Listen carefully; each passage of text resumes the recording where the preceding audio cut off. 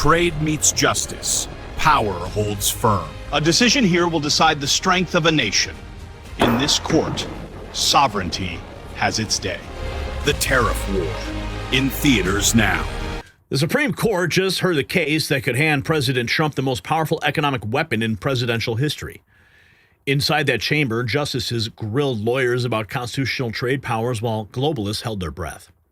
What happened during oral arguments sent shockwaves through Wall Street and panic through Beijing. Justice Barrett's pointed questions about regulating commerce through tariffs revealed where this court is heading. If they rule in Trump's way, and every signal says they will, he'll have the authority to rebuild American manufacturing with the stroke of a pen. No more waiting for Congress, no more begging bureaucrats, just raw presidential power to defend American workers. This changes everything, so watch closely. And as we wrap up 2025, it's time to reflect. Uncertainty isn't temporary anymore, it's our new reality. Waiting for normal isn't a plan, it's a gamble. For over a decade, Noble Gold Investments has helped Americans protect their families by diversifying with gold and silver. Real wealth isn't digital, it's physical, it's lasting, and it's yours. Nobody knows what 2026 will bring, but in uncertain times, precious metals provide stability. This holiday season, when you're surrounded by family, remember this. The best gift isn't under the tree, it's peace of mind. And Noble Gold delivers that peace 1 ounce at a time. So before year's end, take one smart step towards a safer future. Visit nextnewsgold.com for your free wealth protection kit. That's nextnewsgold.com. You'll find a link below.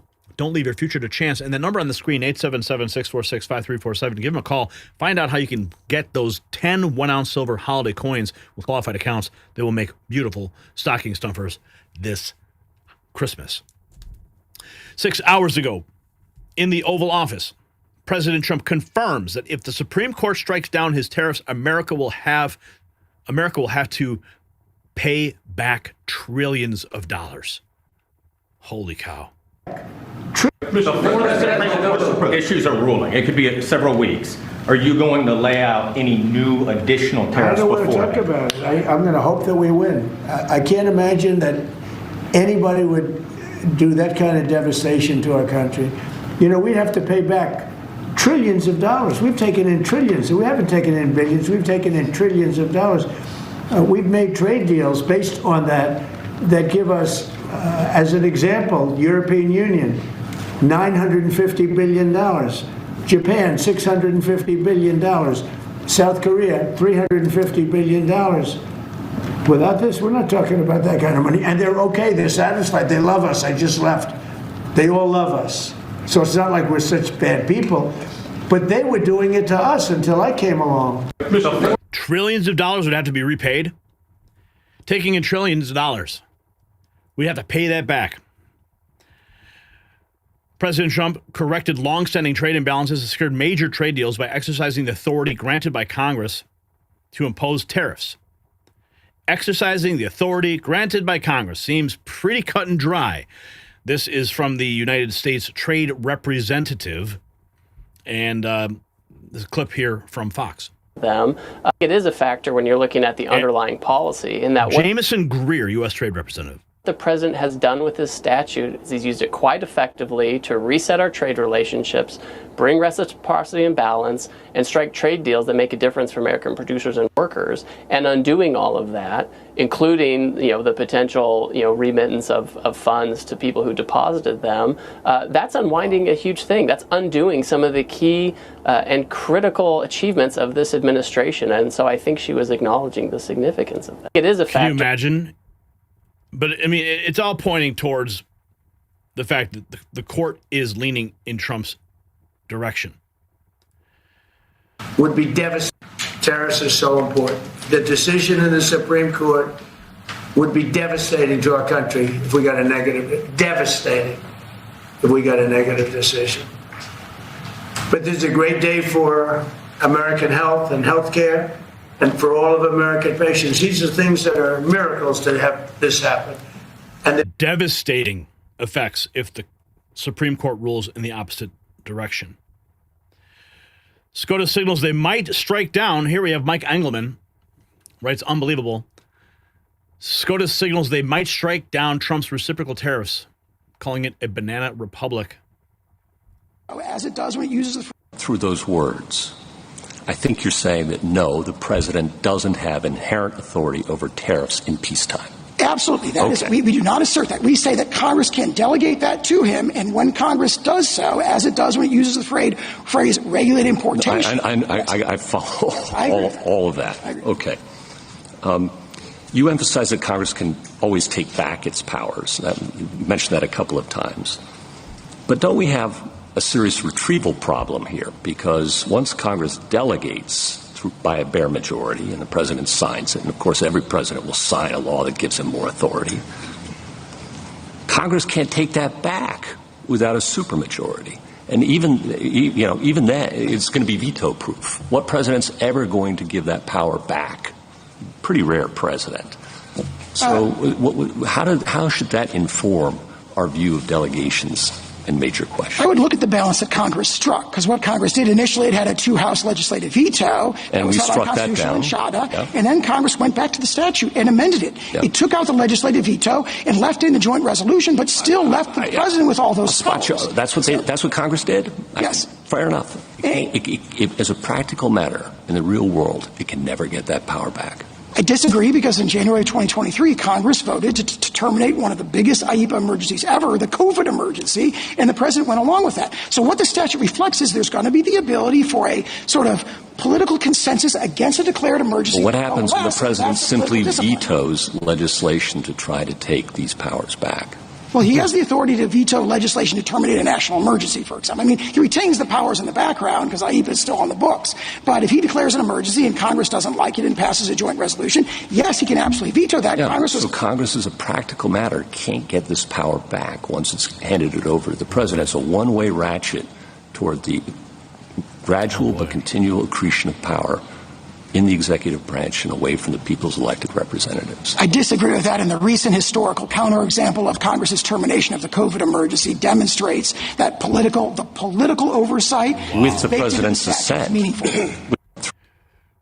Justice Neil Gorsuch really sounds like he's arguing that the president is getting unchecked authority because Congress delegates it. But if Congress delegates it, that's the whole point.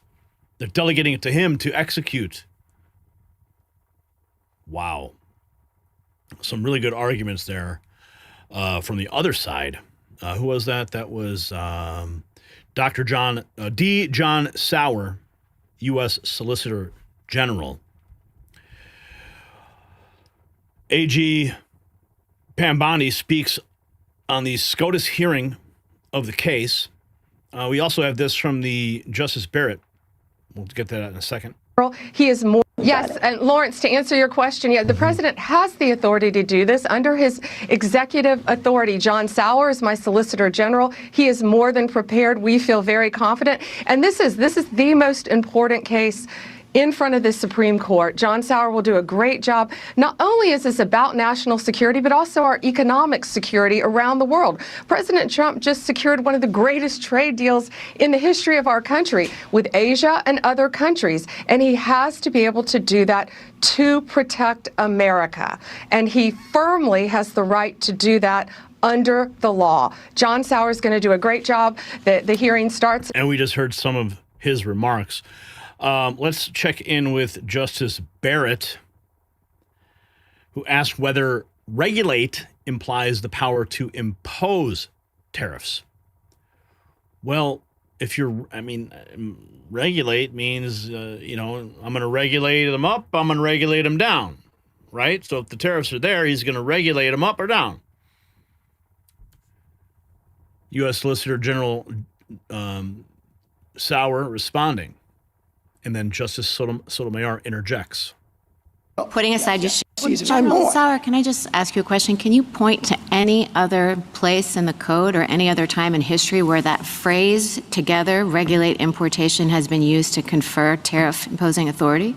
Well, as to regulate importation, that was held in TWIA. So obviously, and that's... Okay, so an intermediate appellate court held it in TWIA, but you just told Justice Kavanaugh that wasn't your lead argument, that your lead argument was this long history of the phrase regulate importation being understood to include tariff authority. So my question is, has there ever been another instance in which a statute has used that language to confer the power? Well, putting aside Yoshida. I mean, obviously, other statutory example is just imports. The cases we rely on are cases where, for example, in Gibbons, it's Ogden and Justice Story's But that treatise just shows the word can be used that way. None of those cases talked about it as conferring tariff authority. I understood you to be citing McGoldrick and Gibbons in those cases just to show that it's possible to say that regulating commerce includes the power to tariff. I think our argument goes a bit further than that as an interpretive matter, because if you look at that history, the history of delegation. Could you just answer the Justice's question? Can you identify any statute that used that phrase to confer tariff? Yeah, the only two statutes I can identify now are TWIA, as interpreted in Yoshida, and then closely related, not regulate importation, but adjust imports in Section 232. Well, I think adjust imports is differently. So the answer is the contested application in TWIA, and then now in IEPA. And then, of course, I mean, there's a sort of direct line there. Yeah, I understand that, but yes. Okay. But then more fundamentally, we rely on the historical sources to show there's this long historical pedigree of broad delegations of the foreign commerce power, not the power to tax that we're not asserting here, delegations of the foreign commerce power to the president, going back to Gibbons against Ogden, all the way through McGoldrick and Board of Trustees, where this court and founding era sources say the power to, in other words, the power to tariff is kind of this natural, as everyone knows, that includes. Just ask you one other question about the plain text, General Sauer. So you've referred to the other verbs in IEPA as capacious. Would you really describe them as capacious? Because to me, things like nullify and void have definite meanings. I agree with you that regulate is a broader term, but those words I think are powerful.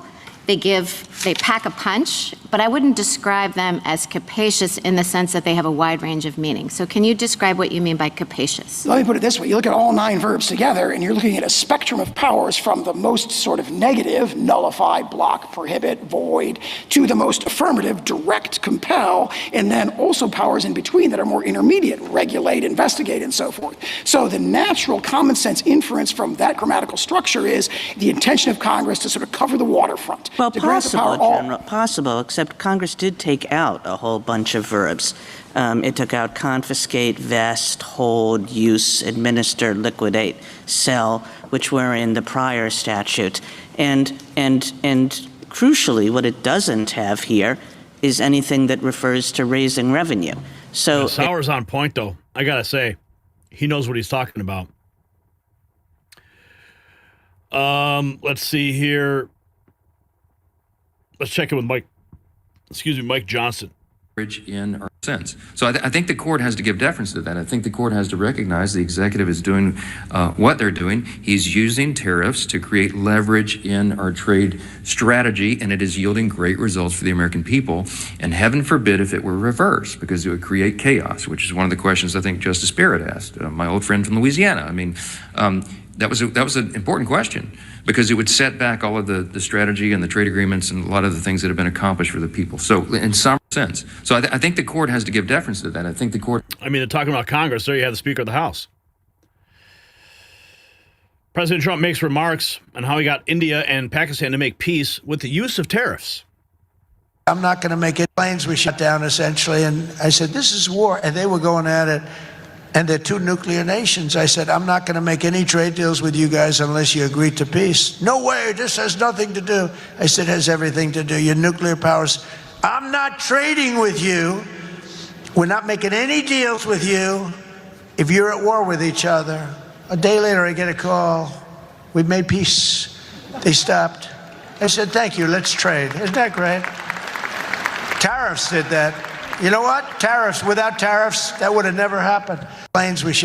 Without tariffs, that would have never happened. Peace through strength. If you got value from this report, tap subscribe. My final thought is next.